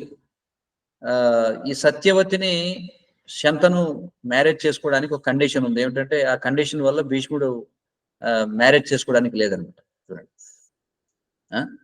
ఎందుకంటే ఈ సత్యవతి అనే ఆమె she belongs to fishing clan అనమాట. చూడండి, అంటే చేపలు పట్టుకునేటువంటి మత్స్య జాతికి సంబంధించినటువంటి. ఈవిడ ఏం చేస్తుండేదంటే సత్యవతి తన తండ్రి గంగ మీద పడవలు దాటిస్తూ ఉంటాడు, అంటే చేపలు పట్టుకుంటాడు అతను. ఈ ప్యాసింజర్స్ ఎవరైతే ఉంటారో అప్పట్లో మరి బ్రిడ్జెస్ లాంటివి కాకుండా పడవలు దాటుతూ ఉంటారు కదా, సో ఆ పని చేస్తాడనమాట. ఎవరు? ఈ సత్యవతి యొక్క తండ్రి. మరి సత్యవతి కూడా వాస్తవంగా ఆమె తన తండ్రికి దొరుకుతుంది అనమాట. చూడండి, ఒక చేప యొక్క కడుపులో చేప పట్టుకుంటే ఒకసారి ఆ చేపలో సత్యవతి దొరుకుతుంది. It's great story. అంటే మహాభారతంలో మీరు ఒక స్టోరీని తీసుకుంటే అది అలా లింక్ వెళ్ళిపోతుంది అనమాట. చాలా ఇంట్రెస్టింగ్ థింగ్ యాక్చువల్లీ. సో ఆ సత్యవతికి ఎప్పుడు కూడా ఆమె నుంచి ఈ ఫిష్ స్మెల్ వస్తుంటుంది అనమాట. చూడండి, ఓకే. అయితే సంహౌ తర్వాత ఈ పరాశరుడు ఒకసారి ఏం చేస్తారంటే ఆ బోట్ గంగా నది దాటుతున్నప్పుడు ఒకసారి పరాశరుడు ప్యాసింజర్ గా ఎక్కుతాడు అందులో, ఆ బోట్ లో. అతడు సత్యవతి యొక్క బ్యూటీని చూసి అతడు అట్రాక్ట్ అవుతాడు. పరాశరుడు అట్రాక్ట్ అయ్యి సత్యవతిని అడుగుతాడు, ఏమనంటే మరి నేను నీతో కలుద్దాం అనుకుంటున్నాను అని చెప్పి. సత్యవతి ఏముంటుందంటే, అయ్యో నేను ఎలా నీతో కలుస్తాను అని చెప్పి అంటే, but Parashara is very powerful mystic. అతను ఏమిటంటే, నువ్వేం కంగారు పడకు, నువ్వు నాతో కలిసినా సరే నేను నీకు ఒక వరం ఇస్తాను. ఏమిటంటే నీ యొక్క విర్జినిటీ నువ్వు కోల్పో, నీ యొక్క కన్యత్వాన్ని నువ్వు కోల్పో అని చెప్పి అంటాడు. సో మొత్తానికి పరాశరుడు సత్యవతి కలుస్తారు. వెంటనే వాళ్ళకి వ్యాసుడు పుడతాడు. అతని పేరే కృష్ణ ద్వైపాయన వ్యాస అని చెప్పంటారు. ఆ name is also very interesting. Krishna అంటే he's directly Krishna, Vyasa is directly Krishna, and he's known as Dvaipayana. Dvaipayana అని ఎందుకని చెప్పారంటే గంగా నదిలో ఉన్నటువంటి ఒక ద్వీపంలో పుట్టాడు కాబట్టి ద్వైపాయన అనే పేరు వచ్చింది వ్యాసని. అండ్ వ్యాస అనే పేరు ఎందుకు వచ్చిందంటే he elaborated the Vedic scriptures. అంతకుముందు వేద అనేది ఒకటిగా ఉండేది, ఋగ్వేద అని చెప్పనేవారు. దాన్ని ఆయన ఏం చేశాడంటే 4 parts గా డివైడ్ చేశాడు కాబట్టి వ్యాస. సో కృష్ణ ద్వైపాయన వ్యాస. సో వ్యాసదేవుడు పుడతాడు, కానీ వ్యాసదేవుడు పుట్టగానే అతను గొప్ప మహర్షి వెంటనే వెళ్ళిపోతాడు. సో పరాశర మహర్షి ఏం చేస్తారంటే ఈ సత్యవతి యొక్క సేవకు మెచ్చి ఆమెకు ఉన్నటువంటి ఈ చేప స్మెల్ని తీసేసి ఆమెకు ఏం చేస్తారంటే ఒక మంచి సుగంధాన్ని ఇస్తాడు. మస్క్ అని చెప్పంటారు. కస్తూరి విన్నారు ఎప్పుడన్నా? కస్తూరి మృగం అని చెప్పంటారు అనమాట. అది చాలా మంచి ప్లెజెంట్ స్మెల్. ఆ స్మెల్ అతనికి సత్యవతికి ఇస్తాడు. సో పరాశరుడు వెళ్ళిపోతాడు as usual. Satyavati now she became more powerful, అంటే ఆమెకి చక్కటి సుగంధం వచ్చింది, and she's a virgin now. అయితే వ్యాసదేవుడు పుడతాడు కదా, సత్యవతికి పుట్టే ఉంటాడంటే, చూడమ్మా నీకు ఎప్పుడైనా అవసరం ఉంటే నన్ను తలుచుకో, నేను వెంటనే ప్రత్యక్షం అవుతానని చెప్తాడు. సో అక్కడితో చాప్టర్ అయిపోతుంది అక్కడికి. తర్వాత ఒకరోజు శంతను మహారాజు, అతడు చక్రవర్తి, ఎంపరర్ అనమాట.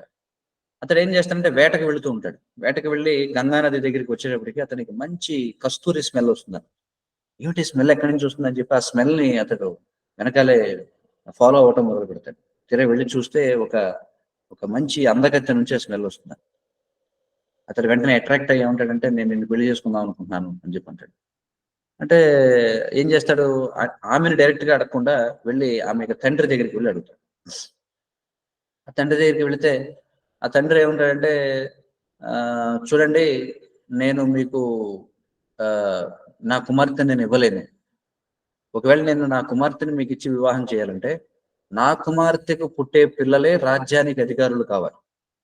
ఎందుకంటే సాధారణంగా ఏమవుతుందంటే క్షత్రియాస్ వాళ్ళు ఎంతో మందిని వివాహం చేసుకుంటారు, రైట్?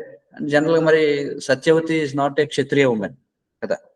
సో క్షత్రియ ఉమెన్ పుట్టిన వాళ్ళే జనరల్ గా వంశీకులు అవ్వాలన్నమాట, డైనాసిటీని కొనసాగించాలి. కానీ సత్యవతి యొక్క తండ్రి కండిషన్ ఏం పెడతాడంటే నా కుమార్తెకు పుట్టిన పిల్లలు ఎవరైతే ఉంటారో వాళ్ళకి రాజ్యాధికారం రావాలి అంటాడు. దానికి శంతను ఒప్పుకోలేడు, ఎందుకంటే how it is possible, that is against శాస్త్ర.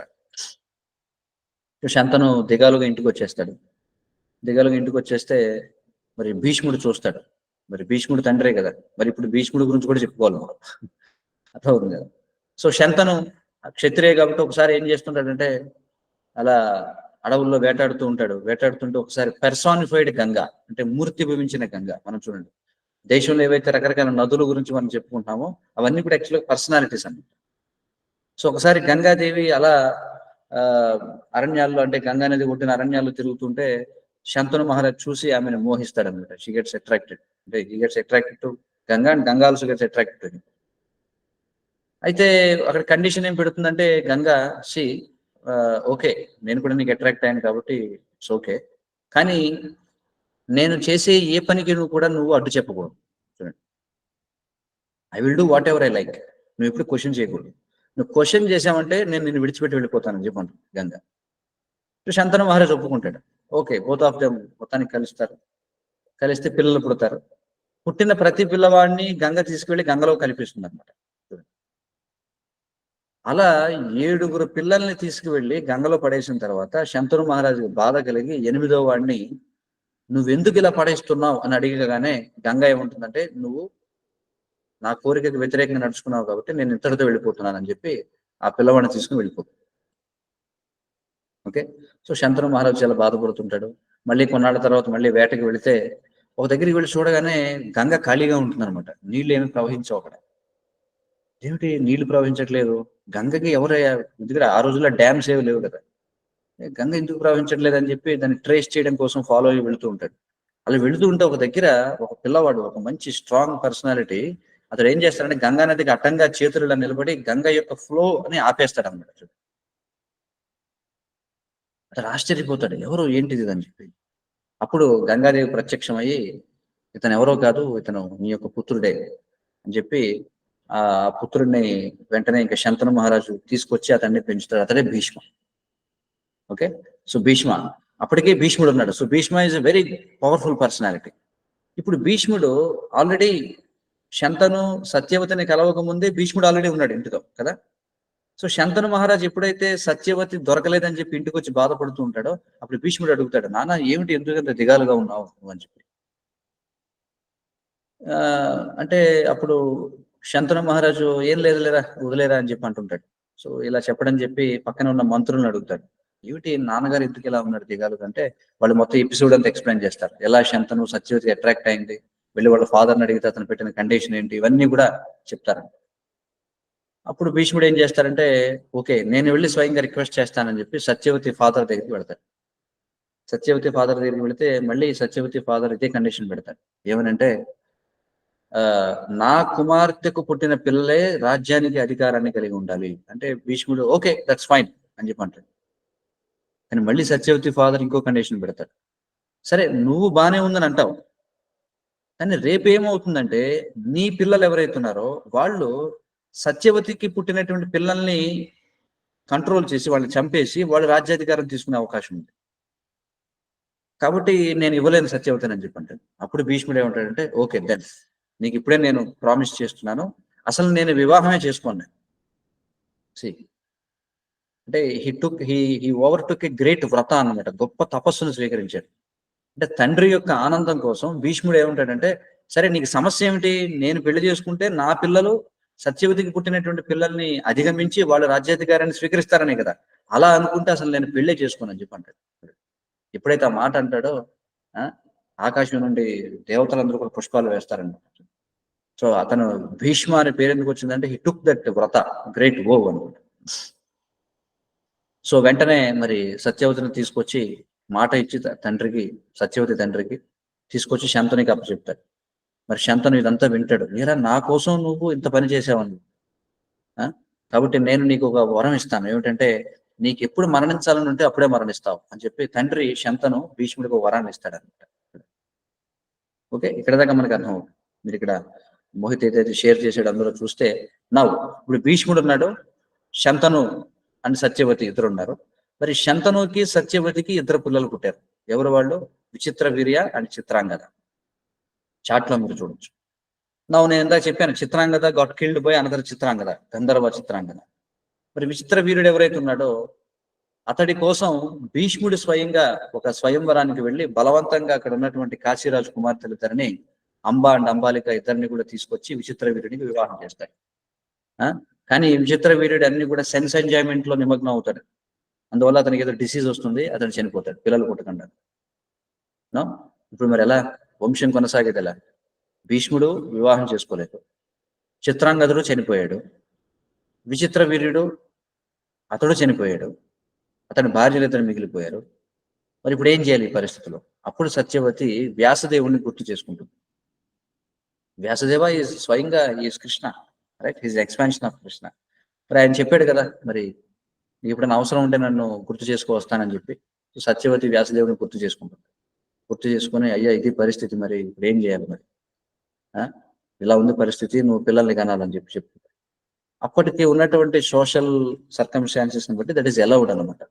దేవరేణ సుతోత్పత్తి అంటారు దాన్ని సంస్కృతంలో. అంటే భర్త లేని సమక్షంలో భర్త యొక్క బ్రదర్ తో సంతానాన్ని కనొచ్చు ఆ రోజుల్లో. So according to that rule Vyasa ఇతను ఏం చేస్తారంటే Amba, but Vyasadeva is a mystic అనమాట. చూడండి, ఈజ్ ఎ గ్రేట్ రిషి. కాబట్టి ఆయన ఎలా ఉంటాడంటే చూడటానికి అందవికారంగా ఉంటాడు అనమాట. ఎందుకంటే ఆయన మొత్తం జటా జూటాలన్నీ ఉంటాయి వాళ్ళు, ఎందుకంటే స్నానం చేయడం అనేది ఉండకపోవచ్చు, మొత్తం ఒళ్ళంతా కూడా మట్టి పట్టేసి చాలా వికారంగా ఉంటాడు చూడటానికి. సో మొత్తానికి సత్యవతి తన ఇద్దరు కోడళ్ళు ఎవరైతే ఉన్నారో అంబాలిక ఇద్దరిని కూడా ఒప్పిస్తుంది. చూడండి, మరి ఇప్పుడు సంతానం కావాలి కాబట్టి మీరు తప్పదు, వ్యాసదేవునితో మీరు కలవాలని చెప్పి. కానీ వ్యాసదేవుడి గురించి వాళ్ళకి అసలు ఐడియా లేదు అంబాలిక. సో సో అరేంజ్మెంట్ జరుగుతుంది. She's ready. అయితే ఆ గదిలోకి వ్యాసదేవుడు వస్తాడు. కానీ వ్యాసదేవుడిని చూడగానే ఆమె ఏం చేస్తుందంటే అతడి యొక్క రూపాన్ని చూసి భయం వేసి కళ్ళు మూసుకుంటుంది వాడు గట్టిగా. భయం వేసి కళ్ళు మూసుకుంటే ఆ కండిషన్ లో పుట్టినటువంటి వాడే ధృతరాష్ట్రుడు. అందుకే అతడు గుడ్డివాడిగా పుడతాడు. So it's a great science అనమాట. అంటే ఇప్పుడు కూడా మీరు చూస్తే పుట్టేటువంటి పిల్లలు అంటే ఈ ఏదైతే చూడండి ఈ ఎప్పుడైతే ఈ సెక్సువల్ ఇంటర్ కోర్స్ అనేది ఉంటుందో man and women, wife and husband, ఆ టైంలో వాళ్ళ యొక్క కాన్షియస్నెస్ ఎలా అయితే ఉంటుందో అది దానిని బట్టి పుట్టేటువంటి పిల్లల యొక్క కాన్షియస్నెస్ ఉంటుందండి. ఆ టైంలో కనుక వాళ్ళు ఒక స్పిరిచువల్ కాన్షియస్నెస్ లో ఉంటే పుట్టేటువంటి పిల్లలు కూడా స్పిరిచువల్ ఇంక్లినేషన్స్ తో పుడతారు. వాళ్ళు ఎంజాయ్మెంట్ మూడ్ లో కనుక వాళ్ళు కలిస్తే తను పుట్టే వాళ్ళంతా కూడా క్యాట్స్ అండ్ డాగ్స్ లాగా ఉంటారు. సో ఇక్కడ ఏం జరిగింది, అంబాలిక వ్యాసదేవుడిని చూసి ఏం చేస్తుందంటే కళ్ళు మూసుకుంటుంది భయంతో, ఆ రూపం చూడలేక. అందువల్ల ధృతరాష్ట్రుడు పుడతాడు, గుడ్డివాడిగా పుడతాడు. సో సత్యవతి అడుగుతుంది, ఏం నాయనా వ్యాస అంతా బాగానే జరిగిందా, మంచి పిల్లాడి పుడతాడా అంటే, పుట్టేవాడు బాగానే పుడతాడు, 10,000 ఏనుగులు బలం కలిగి ఉంటాడు, కానీ గుడ్డివాడిగా పుడతాడు. అయ్యో ఇదేమిటి గుడ్డివాడిగా పుడతాడా, ఎందుకని అంటే, ఇదిగో మరి ఆమె కళ్ళు మూసుకుంది భయంతో, కాబట్టి దిస్ ఈస్ ద రిజల్ట్ అని చెప్పి అంటాడు. మళ్ళీ సత్యవతి బాధపడుతుంటుంది, గుడ్డివాడు ఎలా రా నాయన అని చెప్పి. మళ్ళీ ఇంకొక అనేటువంటి ఆమెను ఒప్పించి, నువ్వు ఈసారి వస్తాడు వ్యాసదేవుడు, నువ్వు తను చక్కగా నువ్వు చూసుకో అని చెప్పంటే again Vyasa comes to beget children. సరే కళ్ళు మూసుకోదు కానీ చూడగానే కొంచెం ఒక ఏవగింపు కలుగుతుంది అతని యొక్క రూపాన్ని చూసి. సో ఆ కాన్షియస్నెస్ లో కలవడం వల్ల పుట్టినటువంటి పిల్లవాడు అతడు పాండు రోగంతో పుడతాడన్నమాట. అంటే మనకి చూడండి బుల్లు అంటారు కదా, తెలుసు కదా, మనకి ఒక రకమైన స్కిన్ అంతా కూడా కలర్ లో ఉంటుంది, అంటే ఒక వైట్ కలర్ లో వచ్చేసి ఉంటుంది కదా. సో అందుకని Pandu is very powerful, but his colour is white అనమాట. అర్థమైంది కదా. సో మళ్ళీ సత్యవతి అడుగుతుంది, ఓకే సక్సెస్ బాగానే ఉందా, ఇబ్బంది ఏం లేదా, ఈసారి బాగానే పుడతాడంటే పుడతాడు, కానీ ఓకే వాడు పవర్ఫుల్ గానే ఉంటాడు, కానీ వాడు కొంచెం కలర్ వచ్చి ఇలా పాండు రోగంతో పుడతాడని చెప్పాడు. అరే ఇదేమిటి, ఇలా ఎందుకు జరిగిందని చెప్పి మళ్ళీ అంబాలికని పిలిచి ఏమంటాడంటే, లేదమ్మా ఈసారి నువ్వు సరిగ్గా ఎందుకంటే మనకి మంచి పర్సనాలిటీ కావాలి, అంతేగాని పుట్టినవాడల్లా లోపంతో పుడితే, అంటే సమస్త భూమిని పాలించే ఎంపరర్ కావాలి మనకి, అలాంటి వాళ్ళు లోపాలతో పుడితే ఎలా. కాబట్టి మళ్ళీ నచ్చజెప్పి మళ్ళీ అంబాలికను ఒప్పిస్తుంది. అంబాలిక ఈసారి ఏం చేస్తుందంటే, అమ్మో ఆ వ్యాసదేవుడి రూపాన్ని నేను భరించలేనని చెప్పి ఆమె సత్యవతికి చెప్పకుండా తన ప్లేస్ లో ఒక దాసిని పెడుతుంది అనమాట, సర్వెంట్ని పెడుతుంది, మెయిడ్ సర్వెంట్. వ్యాసదేవుడు లోపలికి వస్తాడు గదిలోకి. వచ్చిన తర్వాత మెయిడ్ సర్వెంట్ వ్యాసదేవుని చక్కగా వెల్కమ్ చేస్తుంది. వెల్కమ్ చేసి అతడు చక్కగా పాదాలు కడిగి అతడికి మంచి సేవ చేస్తుంది. వ్యాసదేవుడు చాలా ప్లీజ్ అవుతాడు ఆమెతో. వాళ్ళిద్దరికి పుట్టినటువంటి వాడే విదురుడు అనమాట. Okay, so Vidura is a great genius, right. So ఎందుకంటే మరి చాలా వ్యాసదేవుడు చాలా ప్లీజ్ అయ్యాడు కదా. సో విదురకి అన్నారు. మళ్ళీ గది నుంచి బయటకు వచ్చిన తర్వాత సత్యవతి అడుగుతుంది, ఏమైనా ఏమైంది?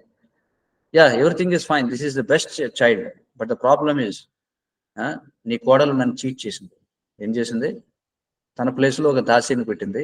కాబట్టి ఈమెకు పుట్టినవాడికి రాజ్యాధికారం ఉండదు, కానీ వీడు చాలా పవర్ఫుల్ పర్సనాలిటీ అవుతాడని చెప్పండి. Then who is Vidura again? Vidura is nothing but Yamadharmaraja. చూడండి, దీనికి ఒక స్టోరీ ఉంది. వై యమధర్మరాజా బికేమ్ ఏ దాసీపుత్ర విదుర అంటే, ఒక రాజు ఉండేవాడు. ఆ రాజు రాజ్యంలో ఒకసారి ఏమవుతుందంటే దొంగలు పడతారనమాట. సో సైనికులు ఏం చేస్తారంటే ఆ దొంగల్ని వెంబడిస్తూ వెళతారు. ఆ దొంగలు ఏం చేస్తారంటే మాండూక్య అనేటువంటి ఒక ఋషి ఉన్న ఆశ్రమంలో దాక్కుంటారు. సో సైనికులు ఏం చేస్తారు, ఎక్కడున్నారు అని చెప్పి లోపలికి వెళ్ళి చూస్తే ఆశ్రమంలో దొరుకుతారు దొంగలు. వాళ్ళు ఏం చేస్తారు, దొంగలతో పాటుగా మాండూక్య ఋషిని కూడా అరెస్ట్ చేసి తీసుకెళ్ళిపోతారు. అరెస్ట్ చేసి తీసుకువెళ్ళిపోయి ఏం చేస్తారంటే శూలదండన విధిస్తారు. శూలదండన అంటే ఏమిటో తెలుసా? శూలం అంటే తెలుసు కదా, ఒక స్పియర్. దాని మీద వస్త్రాలు ఏమి లేకుండా దాని మీద కూర్చోబెడతారు అనమాట. చూడండి, కూర్చోబెట్టడం అంటే మన యానస్ లోంచి ఆ స్పియర్ లోపలికి వెళ్తుంది శరీరంలో, అది పనిష్మెంట్. ఓకే, సో ఇలా దండన విధిస్తారు మాండూక్య ఋషికి ఆ దొంగలతో పాటుగా. ఈ విషయం రాజుకు తెలుస్తుంది. అరే ఏమిటి ఇదేమిటి అని చెప్పి వెంటనే పరిగెత్తుకొచ్చి, అరే ఇదేమిటే బాబు, ఈయన గొప్ప ఋషి, ఈయన ఇలా మీరు పనిష్ చేస్తారని చెప్పి ఏం చేస్తారంటే ఆ స్పియర్ ని ఆయన శరీరం నుంచి లాగడానికి ట్రై చేస్తారు, కానీ రాదు. సో ఏం చేస్తారంటే అక్కడ కట్ చేసేస్తారు. ఆ ఋషి అలాగే ఆ శూలంతోనే జీవించి కొంతకాలం మరణిస్తాడు. మరణించిన తర్వాత యమధర్మరాజు దగ్గరికి వెళ్తాడు. యమధర్మరాజు దగ్గరికి వెళ్ళి, ఏమయ్యా నేను ఏం తప్పు చేశానని నాకు ఇంత దండన విధించావు, నేను ఏం తప్పు చేశాను చెప్పి, ఇలా నా శరీరం నుంచి శూలాన్ని చూశారు అని అడిగితే ఆయన ఏమంటాడంటే, నువ్వు చిన్నపిల్లవాడిగా ఉన్నప్పుడు నువ్వేం చేసావంటే ఒక చీమకి ఒక ముళ్ళు గుచ్చావు. చిన్నపిల్లవాడిగా నువ్వేం చేసావు, ఒక చీమకి ముళ్ళు గుచ్చావు నువ్వు, అందుకని నీకు శిక్ష పడింది అంటే. మాండూక్య ఋషి ఏమంటాడంటే, నీకు బుద్ధి ఉందా లేదా? ఎప్పుడో చిన్నపిల్లవాడు అవివేకంతో చేసిన కార్యానికి నువ్వు ఇంత పెద్ద శిక్ష వేస్తావా? కాబట్టి ఈ రోజు నుంచి నేను చెప్తున్నాను, 14 ఏళ్ల వయసు వచ్చే వరకు ఎవరు తప్పు చేసినా అది తప్పుగా పరిగణించబడకూడదు అని చెప్పి ధర్మరాజుని శపిస్తాడు. నువ్వు ఇలా చేసావు కాబట్టి నువ్వు ఒక శూద్ర స్త్రీకి పుత్రుడిగా పుడతావు అని చెప్పి అంటాడు. ఆ శాపం కారణం చేత యమధర్మరాజు ఈ విధంగా విదురుడిగా పుడతాడు. Okay, that's the whole story. So there are so many interesting stories in Mahabharata. So అదే కదా అడిగింది, విదురుడు ఎవరని చెప్పి అడిగారు. సో విదుర అతడు దాసీపుత్రుడు కావడం చేత ఆయన స్వయంగా, because he's Yamadharmaraja is very intelligent అనమాట, కానీ అతడికి రాజ్యాధికారం లభించదు. బట్ వాళ్ళు ఏం చేస్తారంటే అతనికి కూడా రాజ్యంలో భాగం ఇస్తారు, అంటే అతనికి అన్ని ఆప్యులెన్సెస్ సౌకర్యాలని కల్పిస్తారు, but he doesn't have ruling power. So Vidura అతడు ఎప్పుడు కూడా ధృతరాష్ట్రుడికి రైట్ హ్యాండ్ గా ఉంటూ, ఎందుకంటే ధృతరాష్ట్రుడు గుడ్డివాడు కాబట్టి అతనికి ఎప్పుడు కూడా కౌన్సిలింగ్ చేస్తూ ఉంటాడు. Yes, any other questions from this discussion? Okay, so will meet. Just one small question, Prabhuji. Yes Akshay. Prabhuji, kings అనేవాళ్ళు అందరికంటే సామర్థ్యవంతుడు రాజ్యంలో అని చెప్పారు కదా Prabhuji. But throughout history మనం చూసుకుంటే రాజు కుమారుడే రాజు అవుతారు కదా Prabhuji ఎక్కడైనా. సో ఆ సెలెక్షన్ అనేది ఎక్కడ కనిపించలేదు కదా Prabhuji. యా, సో ఏం జరుగుతుందంటే, even though there is someone in kingdom powerful, sometimes they may not claim. అంటే చూడండి, రాజు అవ్వడానికి కావాల్సింది భుజబలం ఒకటే కాదు కదా, దానికి ఏం కావాలి, ఇంటలెక్చువల్ కెపాసిటీ కూడా ఉండాలి, రైట్ ఎడ్యుకేషన్ కూడా ఉండాలి.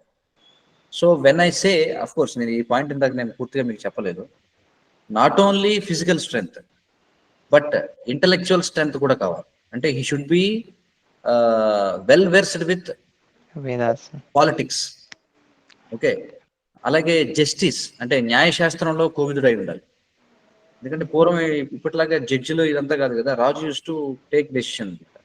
సో కాబట్టి అతడికి డిప్లొమసీ తెలిసి ఉండాలి, అలాగే ఎలా రూల్ చేయాలో తెలిసి ఉండాలి, అలాగే మనకి ఎలా సంధి కుదుర్చుకోవాలో తెలిసి ఉండాలి, ఎలా శిక్షించాలి, సామ దాన భేద దండ ఈ 4 ఎక్స్పర్ట్ అయి ఉండాలి. Maybe someone is stronger physically, but that's not the only criteria. So కాబట్టి ఇక్కడ పాయింట్ ఏంటంటే ఇవన్నిట్లో ఎవరైతే మెరుగైన వ్యక్తి ఉన్నాడో అతడే రాజు అయ్యే అవకాశం ఉంటుంది. అందుకే రాజపుత్రులకి చిన్నప్పటి నుంచి ట్రైనింగ్ ఇచ్చేవారు. ఇంకొకటి ఏంటంటే any one can challenge them at any time. అర్థమవుతుంది కదా? రాజ్యంలో ఎవరైనా సరే ఒకడు వచ్చి నేను నీకంటే పవర్ఫుల్ అని చెప్పంటే రాజు దాన్ని రిజెక్ట్ చేయకూడదు. He has to test his potential. So అట్లా ఉండేదండి. అంటే అది ఎంత హై సొసైటీ మీరు ఆలోచించండి ఒకసారి. That is not just claiming that okay మా వంశం మా పేరు చివరిన రాజు లేకపోతే ఇంకేదో ఉంది కాబట్టి నేను క్షత్రియ కాదు. అలాంటి రూలర్స్ ఉండేవాళ్ళు. One question, Prabhu. Yeah. భగవద్గీతలో కృష్ణుడు చెప్పినట్లు their qualities they become either Brahmana, Vaishya, Kshatriya or Sudra. But since Vidura was all intellectual by birth, why he was not considered for royalship? Why he's not considered for royalship అంటే ఆ టైంలో this varnashrama was very, అంటే the classification in society Brahmana, Kshatriya, Vysya, శూద్ర అనేది చాలా పక్కగా ఉండేది. 99% okay, ఎక్కడ కూడా చేంజ్ వచ్చేది కాదు. One who is born in Brahmana family he's to be Brahmana mostly. And next ఇంకో పాయింట్ అంటే Vidura he has no interest by himself to rule. Point అర్థమైందా? Even though he has all those qualities ఉన్నప్పటికీ కూడా, but Vidura he never he opted for rule అనమాట. నేను కూడా రాజ్యాన్ని ఏలతానని ఇప్పుడు అనలేదు. So many things has to be considered ఇక్కడ. కావాలంటే విదురుడు రాజు అయి ఉండొచ్చు, but he doesn't wanted, he want to respect the ongoing system. Okay, ఇలాంటి ఎగ్జాంపుల్స్ ఎన్నో ఉన్నాయి మనకి చూస్తే. ఫర్ ఎగ్జాంపుల్ మనకి హూ ఇస్ దిస్ ఏకలవ్యుడి గురించి వచ్చింది. Ekalavya also has equal power as Arjuna, but Ekalavya అతను హంబుల్ గా లేడు అనమాట. He wants to challenge, right? So అలాంటి వాళ్ళు మనం చూస్తాం. కానీ ఇక్కడ విదుర మనం చూస్తే he voluntarily he doesn't want to take that role. He respected the system. So ఆయన ధృతరాష్ట్రుడికి ఇప్పుడు కూడా కౌన్సిలర్ గా ఉన్నాడు. That role he is happy with that. So కొన్నిసార్లు మనం చూస్తాం, even though they are talented and even though they are qualified, they may not like to take up that. అట్లా.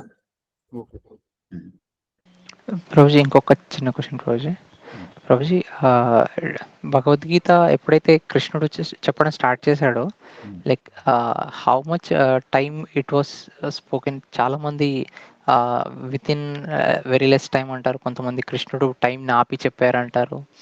What is true Prabhuji? It is less than 1 hour 40 minutes, that's all, not more than that. Time ని ఆపి చెప్పడం కాదు, ఏం కాదు. So this is a conversation కదా. 700 శ్లోకాస్ ఏదైతే ఉన్నాయో they spoke in Sanskrit. So ఎక్కడ ఎప్పుడైతే కృష్ణుడు చెప్పాడో, కృష్ణుడు చెప్పిన దానికి మళ్ళీ ట్రాన్స్లేషన్ లేకపోతే దానికి పర్పట్ అవసరం లేదు కదా. Krishna is speaking and Arjuna is questioning him, that's all. So అలా చూస్తే మీరు భగవద్గీత పారాయణం చేస్తే, ఫర్ ఎగ్జాంపుల్ చాలా మంది భగవద్గీత పారాయణం చేస్తారు, ఓన్లీ శ్లోకాస్ రిసైటేషన్ చేస్తారు. That doesn't take more than 1 hour 40-45 minutes లో you can complete the whole Bhagavad Gita. Okay, so that is the thing, fact. ఇంకొకటి భగవద్గీతలో ఉన్న శ్లోకాస్ యాజ్ ఇట్ ఈస్ కృష్ణుడు అండ్ అర్జునుడు రిసైట్ చేసిన వర్సెస్ లేకపోతే వ్యాస భగవానుడు దాన్ని టెన్స్ మార్చి put the same message but in different words? So wherever it is required, wherever it is required. Bhagavan Uvacha, for example, Arjuna Uvacha, Arjuna said like this, no? So they are perfect beings, and whatever they heard they presented as it is. They just added that this is being spoken by Arjuna or this is being spoken by Krishna, that's all. There is no other editing and all. Yeah. But శంఖం పూరించాక war start అవుతుంది కదా Prabhuji. After that they start speaking? Yeah, శంఖం పూరించిన తర్వాత they started speaking. ఎందుకంటే because Arjuna is about to, అంటే దానికి ఎలా అని చెప్తారు, ఈ సన్నాహాలు అని చెప్పి అంటారు, యుద్ధ సన్నాహాలు. అంటే మేము రెడీగా ఉన్నాం యుద్ధం చేయడానికి, తర్వాత వాళ్ళు కూడా యుద్ధం రెడీ. సో ఇలాగా ఏదైతే కార్యం చేయడానికి చాలా చాలా రిచువల్స్ ఉంటాయన్నమాట. అందులో భాగంగా శంఖం మోగించడం, తర్వాత భేరి ఇవన్నీ కూడా మోగించడం. తర్వాత then Arjuna decided that okay let me observe, ఎవరెవరు ఉన్నారో ఏంటో చూద్దాం అని చెప్పి వెళ్ళడం, ఇదంతా కూడా జరిగింది. నాట్ దట్ శంఖం మోగించగానే ఇమీడియట్లీ దే స్టార్టెడ్ ఫైరింగ్ అలాగా. ఓకే ప్రభుజీ. ఎందుకంటే ఇవన్నీ కూడా ధార్మిక్ వే ఆఫ్ ఫైటింగ్ అన్నమాట ఇదంతా. ఓకే వాళ్ళ లాంగ్వేజ్ ఆఫ్ కమ్యూనికేషన్ సాంస్క్రిట్ అయినా ప్రభుజీ? ఏమంటారు? వాళ్ళు మాట్లాడిన యాక్చువల్ లాంగ్వేజ్ సాంస్క్రిట్ అయినా Prabhuji? Sanskrit. Any other questions? So Nothing, Prabhuji. then again, so we'll be meeting on Saturday, Sunday. I think వేరే రోజుల్లో మీకు I don't think you'll get time, right? Is that right? Yes, Prabhuji. Yeah. So Saturday, Sunday we will fix it. Okay. Okay then. Thank you. Okay. Hare Krishna. Hare Krishna. So whatever we have discussed, you please read. Correct. Then that will be in the mind. Okay. Okay Prabhuji. Hare Krishna. Hare Krishna. Srila Prabhupada ki jai. జై Bhagavad Gita ki